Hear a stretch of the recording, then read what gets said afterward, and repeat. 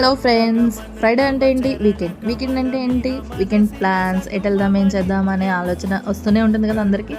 So అలాగే మాకు కూడా మా వారు నేను ఏం చేద్దాం, ఎటు వెళ్దాం అని ఆలోచిస్తుంటే చిలుకూరు వెళ్దామని థాట్ వచ్చింది. అయితే ఇద్దరం తొందరగా లాగౌట్ చేసేసి ఫ్రైడే ఈవినింగ్ అలా చల్లని సాయంత్రం క్లౌడీ వెదర్లో వెళ్తూ ఉంటే ఆహా, ఆ ఫీలింగే వేరు.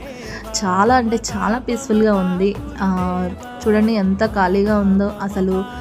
ఎవరైనా రావాలనుకునే వాళ్ళు కూడా ఫ్రైడే ఈవినింగ్ ప్లాన్ చేసుకోండి, లేదా ఎనీ వీక్ డేస్లో ఈవినింగ్స్ ప్లాన్ చేసుకోండి. ఎందుకంటే మనకి సమ్మర్ కాబట్టి అసలు ఆ వేడిని తట్టుకోలేం కాబట్టి ఇలా ప్లాన్ చేసుకుంటే స్వామివారిని ప్రశాంతంగా వెళ్ళి పీస్ఫుల్గా దర్శనం చేసుకొని రావచ్చు. 7:30 కల్లా టెంపుల్ క్లోజ్ అంట. సో మేము ఫాస్ట్గా వెళ్ళిపోయి బైక్ పార్క్ చేసేసి, చూడండి అసలు ఎవ్వరు లేరు, అలా తొందరగా వెళ్ళిపోతున్నాము.